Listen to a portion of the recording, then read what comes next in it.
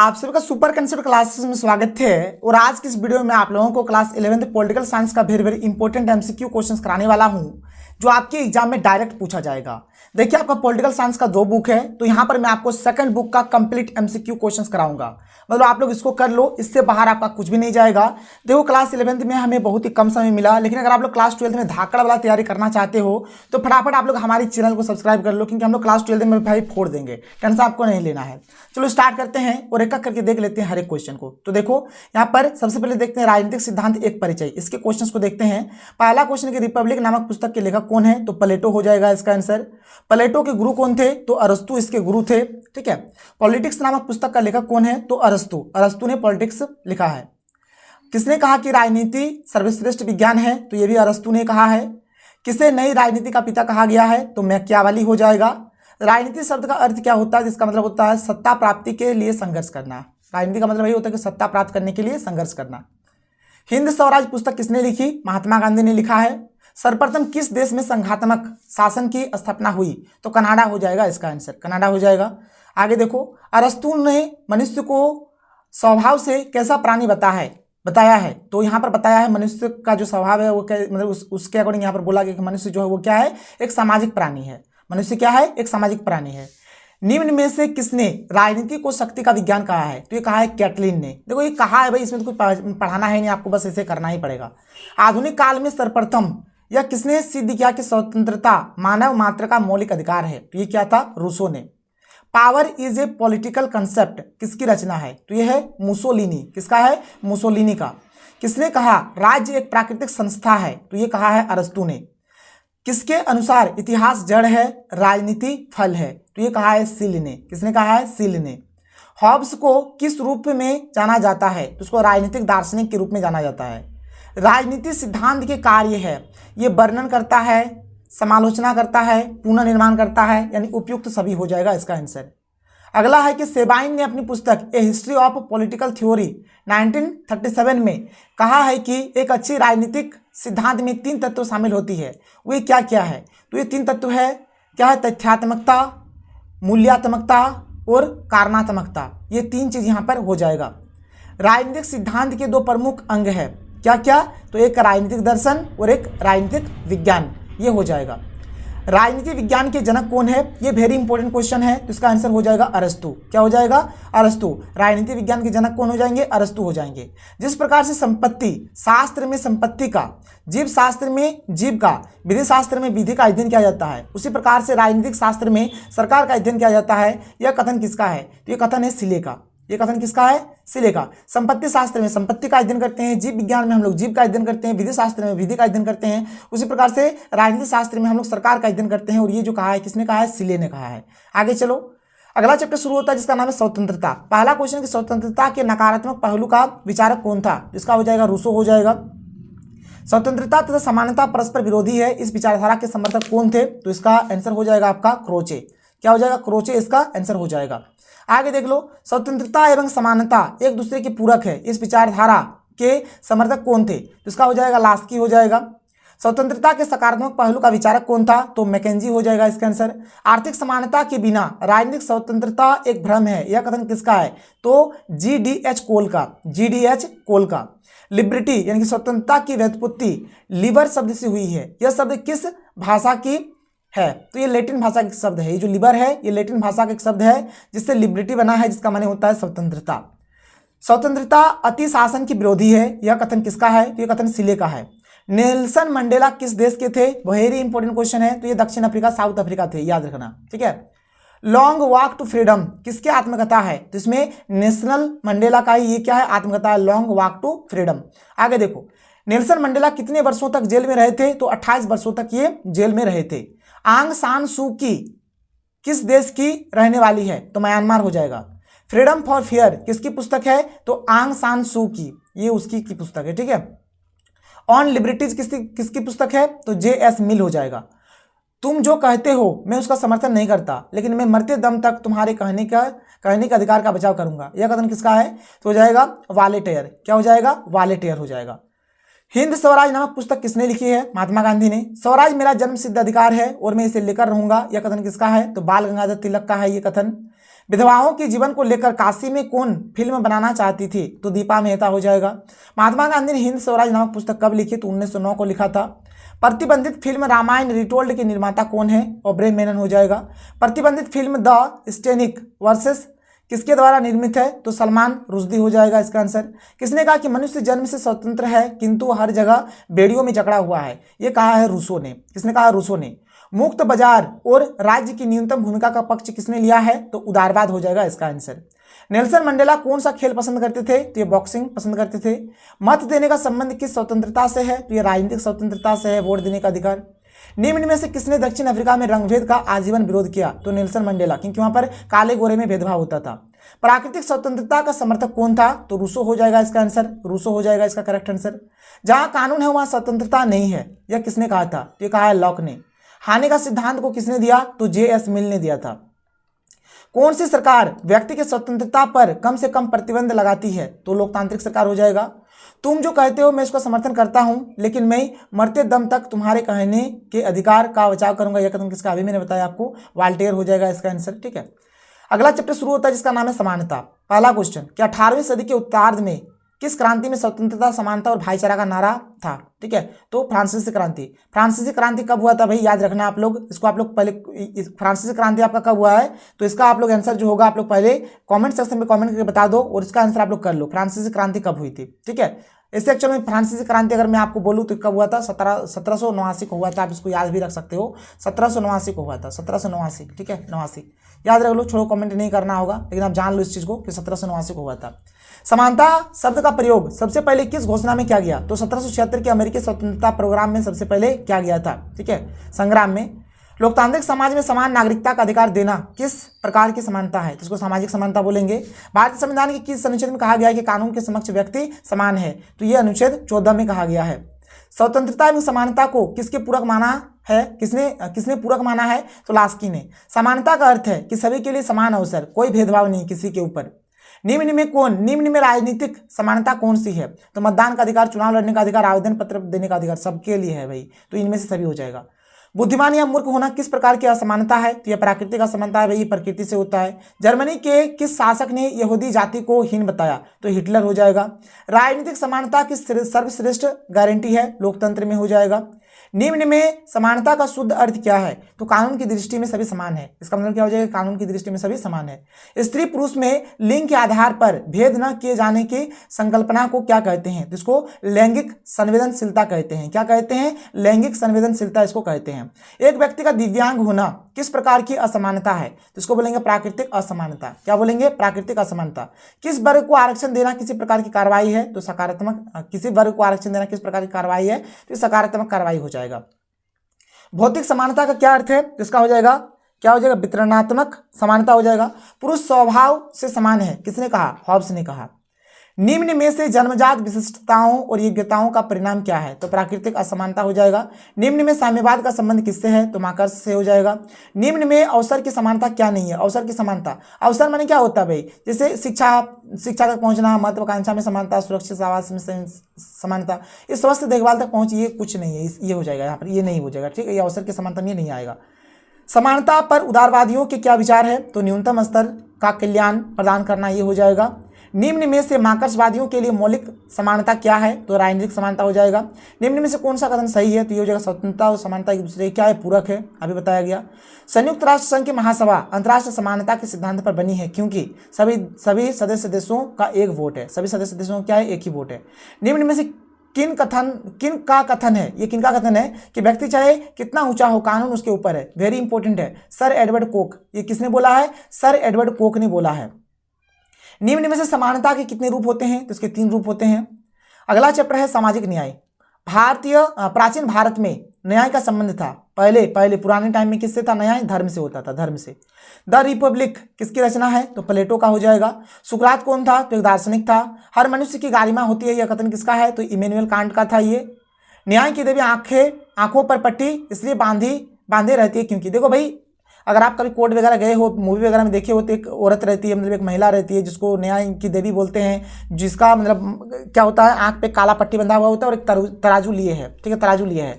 तो वो मतलब आंख पे पट्टी क्यों बांध के रखती है, तो इसका मतलब ये है कि उसे निष्पक्ष रहना है, मतलब किसी का पक्ष नहीं लेना है, ठीक है, किसी का पक्ष नहीं लेना है, उसको निष्पक्ष रहना है। प्रसिद्ध व्यक्ति कन्फ्यूशियस किस देश का निवासी था, तो ये चीन का निवासी था। विकलांग व्यक्तियों को सरकारी नौकरियों में कितना प्रतिशत आरक्षण दिया जाता है, तो 3% हो जाएगा। किसने कहा था कि न्याय हर व्यक्ति को चमकाने का एक साधन है, तो ये कहा है प्रोफेसर सेलमंड ने। न्याय का सिद्धांत नामक पुस्तक के लेखक कौन है, तो जॉन रॉल्स हो जाएगा। सामाजिक न्याय का प्रमुख तत्व क्या है, तो विधिक अवसर की समानता हो जाएगा। न्याय के लिए काम करने वाली एक अंतर्राष्ट्रीय संस्था है, तो अंतर्राष्ट्रीय न्यायालय हो जाएगा, जिसका मुख्यालय हेग में है, याद रखना आप लोग। प्लेटो ने अपनी किस पुस्तक में न्याय संबंधी अवधारणा की व्याख्या की है, तो द रिपब्लिक हो जाएगा इसका आंसर।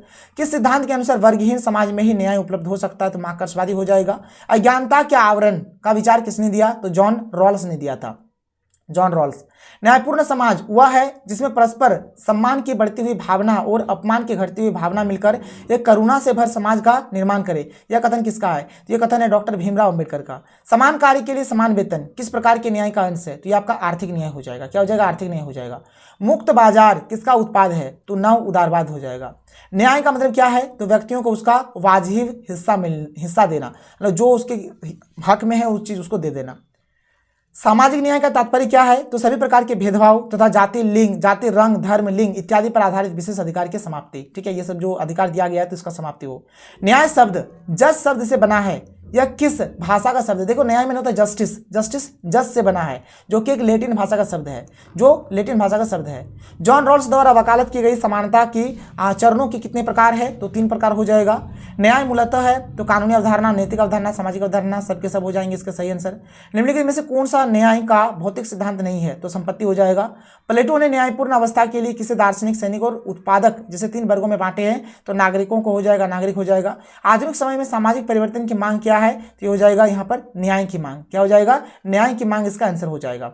अगला चैप्टर स्टार्ट हो रहा है जिसका नाम है अधिकार। देखो क्या है, संयुक्त राष्ट्र संघ द्वारा मानवाधिकारों की सार्वभौमिक घोषणा कब किया गया था, तो 10 दिसंबर 1948 को। और एक चीज याद रखना, ये जो संयुक्त राष्ट्र संघ है इसका जो स्थापना है 24 अक्टूबर 1945 को इसका स्थापना हुआ था, और इसके 6 दिन बाद यानी कि 30 अक्टूबर 1945 को भारत इसका सदस्य बना था। ये इंपॉर्टेंट, इसको कर लो। संयुक्त राष्ट्र संघ जिसको हम लोग यूएनओ बोलते हैं या फिर यूएन भी इसको हम लोग बोल सकते हैं, ठीक है। आगे क्लास 12 में इसको आपको और अच्छे से पढ़ने को मिलेगा। आगे चलो, आगे है कि संयुक्त राष्ट्र संघ के महासभा कब लागू किया गया, महासभा द्वारा। देखो थोड़ा सा क्वेश्चन में मिसप्रिंट है, कि संयुक्त राष्ट्र संघ के महासभा द्वारा मानव अधिकार को कब लागू किया गया, मतलब मानव अधिकार को कब लागू किया गया था, तो 10 दिसंबर 1948 को। कब, तो 10 दिसंबर 1948 हो जाएगा इसका करेक्ट आंसर। आगे चलो, आगे देखो आगे क्या है, आगे हमारे पास है कि 17वीं और 18वीं सदी के राजनीतिक सिद्धांतकारों के अनुसार कौन कौन से प्राकृतिक अधिकार मनुष्य को प्राप्त है, तो जीवन का अधिकार, स्वतंत्रता का अधिकार, संपत्ति का अधिकार, उपयुक्त सभी हो जाएगा। इमैनुअल कांट किस देश के रहने वाले थे, तो जर्मनी हो जाएगा इसका आंसर। इमैनुअल कांट थे तो एक दार्शनिक थे। कांट एक मनुष्य को दूसरे मनुष्य के साथ किस प्रकार के व्यवहार करने के पक्षधर थे, तो नैतिक व्यवहार हो जाएगा यहाँ पर। किस विचारक ने नैतिक अधिकार की अवधारणा को जन्म दिया है, तो कांट हो जाएगा। किस विचारक ने कहा था कि मनुष्य एक गरिमापूर्ण प्राणी है, तो कांट ने कहा था।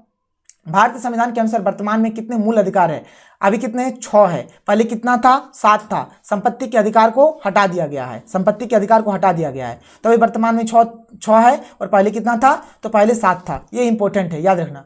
संपत्ति के मौलिक अधिकार को किस संविधान संशोधन द्वारा हटाकर कानूनी अधिकार का दर्जा दे दिया गया है, जिसको 44वां संविधान संशोधन जो कि 1978 में हुआ था तब इसको हटाया गया है। ये सब पूछा जाता है कि 42वां संविधान संशोधन कब हुआ है, तो 1976 को हुआ है, याद रखना। 45वां वाला हुआ है 1979 को, ये सब याद रखना। प्राण एवं दैहिक स्वतंत्रता के अधिकार का वर्णन किस अनुच्छेद में है, तो अनुच्छेद 21 में है, अनुच्छेद 21।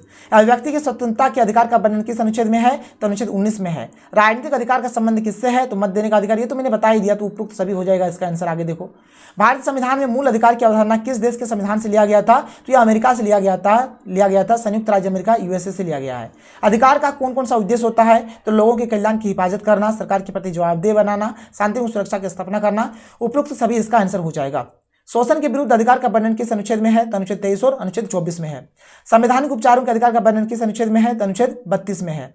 किसी एक व्यक्ति के लिए सबसे महत्वपूर्ण मौलिक अधिकार क्या है, तो जीवन जीने एवं व्यक्तिक स्वतंत्रता का अधिकार सबसे इंपॉर्टेंट है। अस्पृश्यता उन्मूलन यानी छुआछूत छुआछूत का अंत का अधिकार किस प्रकार का अधिकार है? तो ये समानता का अधिकार है, समानता का अधिकार है भाई, किसी से छुआछूत नहीं होना चाहिए। भारत में दास प्रथा का उन्मूलन कब कर दिया गया? तो 1843 में कर दिया गया। 14 वर्ष से कम उम्र के बच्चों को जोखिम भरे कार्य करने पर रोक लगाया गया है, यह किस प्रकार का अधिकार है? तो ये शोषण के विरुद्ध अधिकार है। क्या है? शोषण के विरुद्ध अधिकार है, शोषण के विरुद्ध अधिकार, मतलब ये सब, ये कुछ नहीं है, ठीक है, ये कुछ नहीं है, शोषण के विरुद्ध अधिकार इसका आंसर हो जाएगा। आगे चलो, आगे देखते हैं, अगला क्वेश्चन देख लो। अगला क्वेश्चन, भारत में मौलिक अधिकार का जनक किसे माना जाता है? तो सरदार वल्लभ भाई पटेल को माना जाता है। भारतीय संविधान के अनुसार मौलिक अधिकारों का रक्षक कौन है? तो सर्वोच्च न्यायालय इसका रक्षा करता है। इंग्लैंड के राजा जॉन के द्वारा अधिकारों के चार्टर पर कब हस्ताक्षर किया गया था? तो 1215 को। मौलिक अधिकार से संबंधित कौन सा कथन सत्य है? तो सारे कथन सत्य है। यहाँ पे जो दिया गया कि मौलिक अधिकार संविधान प्रदत्त है, ठीक है, मौलिक अधिकार का रक्षक उच्चतम न्यायालय है, ये सब सही है, तो उपरोक्त सभी हो जाएगा। कानूनी अधिकार के संबंध में कौन सा कथन सत्य नहीं है? कौन सा कथन सत्य नहीं है? तो जितना भी यहाँ दिया गया कुछ भी सही नहीं है, तो उपरोक्त सभी होगा, इसको आप लोग एक बार देख लो। मूल अधिकार का वर्णन भारतीय संविधान के किस भाग में है? तो भाग 3 में है, याद रखना, भाग 3 में है। उच्च न्यायालय किस अनुच्छेद के तहत मौलिक अधिकारों के हनन होने पर 5 प्रकार का रिट जारी कर सकता है? तो अनुच्छेद 226 हो जाएगा। क्या हो जाएगा? अनुच्छेद 226, वेरी इंपॉर्टेंट क्वेश्चन है। रोजगार एवं अवसर की समानता का वर्णन किस अनुच्छेद में है? तो अनुच्छेद 16 में है। किसी भी व्यक्ति को अपनी इच्छा अनुसार किसी भी संप्रदाय को स्वीकार करने या अस्वीकार करने का अधिकार किस अनुच्छेद के तहत दिया गया है? तो अनुच्छेद 25 हो जाएगा। क्या हो जाएगा? अनुच्छेद 25 इसका आंसर हो जाएगा। अगला चैप्टर शुरू हो रहा है जिसका नाम है नागरिकता। नागरिकता शब्द की उत्पत्ति सबसे पहले किस देश में हुई थी? तो प्राचीन यूनान में हुआ था सबसे पहले। सबसे पहले किसने कहा था कि नागरिकों के मिलने से राज्य बनता है? तो ये अरस्तु ने कहा था। सिटीजनशिप एंड सोशल क्लास नामक पुस्तक की रचना किसने किया था? तो टी.एच. मार्शल ने किया है। नागरिक अधिकार हिफाजत करता है, तो व्यक्ति के जीवन का, व्यक्ति की आजादी का, संपत्ति का, सभी हो जाएगा यहाँ पर। भारत में नागरिकता अधिनियम कब पारित किया गया? तो 1955 को। मार्शल सामाजिक वर्ग को किस रूप में चिन्हित किया है? तो असमानता की व्यवस्था। भारत में किस प्रकार की नागरिकता को अपनाया गया है? तो एकल नागरिकता हो जाएगा। मार्शल के अनुसार नागरिकता में कौन कौन अधिकार शामिल होते हैं? तो उपरोक्त सभी हो जाएगा, जो भी दिया गया है यहाँ पे। भारतीय संविधान में एकल नागरिकता की अवधारणा किस देश से लिया गया है? तो ब्रिटेन से लिया गया है। किसने नागरिकता को किसी समुदाय की पूर्ण सदस्यता के रूप में परिभाषित किया है? तो टी.एच. मार्शल हो जाएगा। एक भारतीय नागरिक अपनी नागरिकता कैसे त्याग करता है? तो स्वैच्छिक त्याग के द्वारा दूसरे देश की नागरिकता स्वीकृत कर, एक तो खुद से कर सकता है, और जब ये दूसरे देश का नागरिकता ले लेंगे तो भारत का नागरिकता खत्म हो जाएगा। निम्नलिखित में से किस देश में दोहरी नागरिकता का प्रावधान है? तो अमेरिका। अमेरिका में क्या है? दोहरी नागरिकता का प्रावधान है। निम्नलिखित में से किस देश में दोहरी नागरिकता का प्रावधान नहीं है? तो ब्रिटेन में नहीं है। किसी लोकतांत्रिक देश के नागरिकों को कौन से अधिकार मिलना अनिवार्य है? तो सब, मतदान का अधिकार है, व्यक्ति का अधिकार, धार्मिक स्वतंत्रता का अधिकार, सब मिलना चाहिए। मार्टिन लूथर किंग जूनियर नेता थे, तो संयुक्त राज्य अमेरिका के। किसने कहा था कि हमें अपने रचनात्मक प्रतिरोध को कभी शारीरिक हिंसा में डालकर पतन का शिकार नहीं होने देना चाहिए? तो मार्टिन लूथर किंग जूनियर ने कहा था। आगे देखो, संयुक्त राज्य अमेरिका में नागरिक अधिकार आंदोलन कब हुआ था? तो 1954 से 1968 के बीच हुआ था। संयुक्त राज्य अमेरिका में दास प्रथा का अंत कब किया गया? तो 1865 को किया गया था, 1865। संयुक्त राज्य अमेरिका के किस राष्ट्रपति ने दास प्रथा का अंत कर दिया? तो अब्राहम लिंकन हो जाएगा। संयुक्त राज्य अमेरिका में गृह युद्ध कब हुआ था? तो 1861 को हुआ था। भारतीय संविधान के अनुसार भेदभाव पर रोक किस आधार पर लगाया जाता है? तो यहाँ पर उपरोक्त सभी हो जाएगा। उपरोक्त सभी, धर्म एवं जाति, भाषा एवं क्षेत्र, मूल एवं वंश, उपरोक्त सभी। भारत में एक समान नागरिकता के मार्ग में सबसे बड़ी बाधा है? तो सामाजिक एवं आर्थिक असमानता। मुंबई की झोपड़पट्टियों में रहने वाले लोगों के आश्रय के अधिकार के तहत सर्वोच्च न्यायालय में किसने याचिका दर्ज किए थे? तो ओल्गा टेलिस ने। ओल्गा टेलिस बनाम मुंबई नगर निगम पर मुंबई हाईकोर्ट ने कब फैसला दिया था? तो 1985 को। भारत किस प्रकार का राष्ट्र है? तो एक पंथ निरपेक्ष बोलो या फिर धर्मनिरपेक्ष, पंथ निरपेक्ष बोलो या फिर धर्मनिरपेक्ष, कोई दिक्कत नहीं है। क्या दलाई लामा शरणार्थी के रूप में भारत कब आए थे? तो 1959 को आए थे। दक्षिण अफ्रीका में समान नागरिकता पाने के लिए लंबी अवधि तक संघर्ष करना पड़ा था, तो अश्वेत लोगों को, जो काले लोग थे उन लोगों को, ठीक है। भारत किस प्रकार का राष्ट्र है? तो ये पंथ निरपेक्ष बोलो या फिर धर्मनिरपेक्ष बोलो। समान नागरिकता के लिए दक्षिण अफ्रीका के अश्वेत लोग कब तक संघर्ष करते रहे? तो 1990 के दशक तक करते रहे। भारत संविधान के किस भाग में नागरिकता का वर्णन है? तो भाग 2 में वर्णन है। अगला चैप्टर स्टार्ट होता है जिसका नाम है राष्ट्रवाद। किस क्रांति ने राष्ट्रवाद की भावना को प्रेरित किया है? तो जो फ्रांस का क्रांति हुआ है 1789 को, उसी से। फ्रांसीसी क्रांति का क्या नारा था? तो स्वतंत्रता, समानता, बंधुत्व, सब हो जाएगा, इनमें से सभी हो जाएगा। किसने कहा कि राष्ट्रवाद पूंजीवादी अवधारणा है? तो कार्ल मार्क्स ने कहा है। राष्ट्रीयता का निर्माण किन तत्वों के आधार पर होता है? तो भौगोलिक एकता, प्रजातीय शुद्धता, आर्थिक हितों की समानता, इनमें से सभी हो जाएगा इसका आंसर। भारत में राष्ट्रवाद का उदय कब हुआ? तो 19वीं शताब्दी हो जाएगा। एक संस्कृति एक राज्य की मांग सबसे पहले कहाँ उठा? तो यूरोप में उठा था। एक संस्कृति एक राज्य की मांग के विचार से क्या परिणाम निकले? तो राज्य की सीमाओं में बदलाव, आए, सांप्रदायिक हिंसा हुई, लोगों का विस्थापन हुआ, तो उपयुक्त सभी हो जाएगा। ब्रिटेन राष्ट्र में कितने राष्ट्रीयता शामिल है? तो 4 राष्ट्रीयता शामिल है इसमें। राज्य अल्पसंख्यक और बहुसंख्यक व्यक्तियों का ऐसा समुदाय है जो किसी प्रदेश के निश्चित भाग में स्थायी रूप से रहता है, जिसकी एक सरकार होती है, सभी नियंत्रण से मुक्त होते हैं। यह परिभाषा किसके द्वारा दिया गया? तो गार्नर। ये देखो लंबा चौड़ा वाला क्वेश्चन बहुत ही कम आता है, खैर कोई नहीं, कर लो। सोवियत संघ का विघटन किस वर्ष हुआ? तो 1991 को इसका विघटन हुआ है। एशिया और अफ्रीका में साम्राज्यवाद का पतन किस शताब्दी में हुआ? तो 20वीं शताब्दी में हुआ। गार्नर ने राज्य के कितने प्रमुख तत्व बताए हैं? तो 4 बताए हैं। उग्र राष्ट्रवाद किसका समर्थन करता है? तो सैनिकवाद का करता है। अंतर्राष्ट्रीयता के मार्ग में कौन सा तत्व बाधक है? तो उग्र राष्ट्रवाद हो जाएगा। सर्वश्रेष्ठ राष्ट्रवाद कौन सा है? तो उदारवादी राष्ट्रवाद सर्वश्रेष्ठ राष्ट्रवाद है। राष्ट्र को कल्पित समुदाय किसने कहा है? तो एंडरसन ने कहा है। एंडरसन ने क्या कहा? राष्ट्र को कल्पित समुदाय कहा है। राष्ट्रवाद एक बड़ा खतरा है, यह कथन किसका है? तो ये कथन रविंद्रनाथ टैगोर का ही है। One of the most important question है, कर लो इसको। ठीक है, आगे देखो, किसने राष्ट्रीय आत्म निर्धारण के सूत्र पर विशेष बल दिया? तो ये हो जाएगा विल्सन। क्या हो जाएगा? विल्सन हो जाएगा इसका आंसर। क्या है कि किस राष्ट्रवाद में यह आग्रह क्या कि राष्ट्र राज्य के ऊपर है? तो जर्मन राष्ट्रवाद हो जाएगा। मैजिनी को किस राष्ट्रवाद का पैगंबर कहा जाता है? तो रोमनों का कहा जाता है। रविंद्रनाथ टैगोर के अनुसार राष्ट्रवाद एक बड़ा संकट है क्योंकि यह विश्व के लोगों को बांट देता है, इसीलिए। उपनिवेशवाद विरोधी राष्ट्रवाद का लक्ष्य होता है विदेशी सत्ता को उखाड़ दिया जाए। ठीक है। राष्ट्रीय आत्म निर्धारण के सिद्धांत का अर्थ है कि हर राष्ट्र को स्वतंत्रता मिले ताकि अपना राज्य हो। ठीक है। झारखंड क्या है?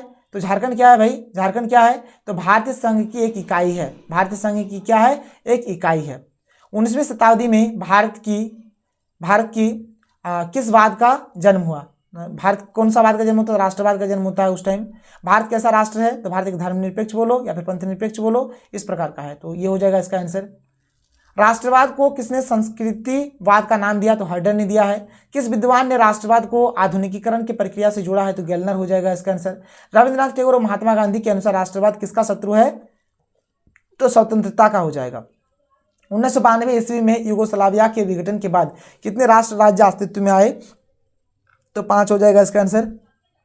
किसने आज के विश्व को भूमंडलीय गांव की संज्ञा दी? तो मार्शल मैक्लुहान हो जाएगा। जर्मनी का एकीकरण किस वर्ष हुआ? तो 1990 हो जाएगा।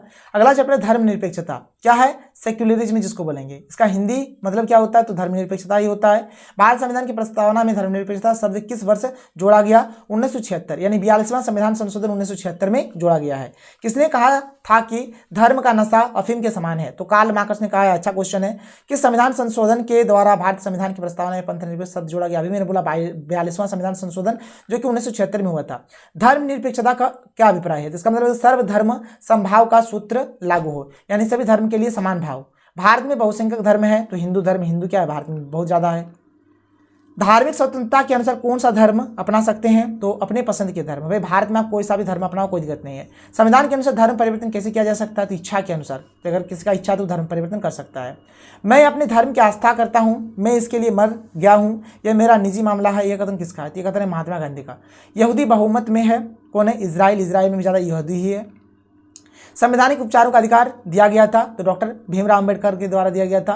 निम्नलिखित में कौन सा एक मूल अधिकार है? तो धर्म के स्वतंत्रता का अधिकार, ये हमारे क्या एक मूल अधिकार है। भारतीय संविधान द्वारा भारत को कैसा राज्य घोषित किया गया है? तो धर्मनिरपेक्ष। ठीक है। किस महाद्वीप में यहूदियों को अत्याचार और भेदभाव झेलना पड़ा? तो यूरोप में। ठीक है। अगला है कि इजराइल राष्ट्र की स्थापना किस संप्रदाय के द्वारा की गई? तो यहूदी हो जाएगा। पाकिस्तान है, पाकिस्तान एक मुस्लिम राष्ट्र है। दिल्ली में बड़े पैमाने पर सिखों की हत्या कब की गई थी? तो 1984 को किया गया था। गुजरात में गोधराकांड कब हुआ था? तो ये हुआ था आपका 2002 में गोधराकांड हुआ था। किसने धर्म विहीन राजनीति को दिशाहीन माना है? तो महात्मा गांधी हो जाएगा। किस अनुच्छेद में व्यक्तियों को धर्म को स्वतंत्र रूप से मानने, आचरण करने और प्रचार करने का समान अधिकार होगा? तो अनुच्छेद 25 हो जाएगा इसका आंसर। तुर्की के किस राष्ट्रपति ने धर्मनिरपेक्ष राष्ट्र घोषित किया? तो मुस्तफा कलाम पाशा हो जाएगा। क्या है? अतातुर्क का अर्थ है, तो इसका मतलब होता है तुर्की का पिता। अतातुर्क का मतलब क्या होगा? तुर्की का पिता। संयुक्त राज्य अमेरिका किस प्रकार का देश है? तो ये धर्मनिरपेक्ष है। तुर्की धर्मनिरपेक्ष देश कब बना? तो 20वीं सदी में बना है। तुर्की में गणराज्य की स्थापना किसने किया था? तो मुस्तफा कमाल पाशा ने किया था। किसने कहा था कि धर्मनिरपेक्षता का मतलब सभी धर्म को राज्य द्वारा संरक्षण प्रदान करना है? ये कहा है जवाहरलाल नेहरू ने। भारतीय धर्मनिरपेक्षता के दार्शनिक कौन है? तो ये यहाँ पर नेहरू हो जाएगा, पंडित जवाहरलाल नेहरू हो जाएगा। गणतंत्र तुर्की का पहला राष्ट्रपति कौन था? तो मुस्तफा कलाम पाशा हो जाएगा। आगे देखो, पहली बार धर्मनिरपेक्षता शब्द का प्रयोग किसने किया? तो जॉर्ज जेकब होलियाक ने किया था। जॉर्ज जेकब होलियाक या फिर हालियांग ने धर्मनिरपेक्ष शब्द का प्रयोग किया था कब? तो 1846 को किया था। अगला है कि वेस्टफेलिया सम्मेलन कब हुआ था, तो 1648 को हुआ था। धर्मनिरपेक्षता का किससे तालमेल स्थापित नहीं किया जा सकता है, तो कठोर परंपरावाद से नहीं किया जा सकता है। किसने धर्मनिरपेक्षता का समर्थन किया, तो मैकियावेली, हॉब्स, लॉक सभी ने किया। कौन सा राज्य पहले एक धर्म सापेक्ष राज्य था किंतु अब एक धर्मनिरपेक्ष राज्य हो गया है, तो नेपाल हो जाएगा इसका आंसर। ठीक है, और यहाँ पर हमारा सेकंड बुक खत्म हो जाता है। बहुत ही जल्द मैं आपको एक वीडियो दे दूंगा जहाँ पर आपका फर्स्ट बुक का रहेगा। तो चलो ये रहा हमारा आज का वीडियो, हम लोग मिलते हैं अगले वीडियो में। थैंक यू, जय हिंद।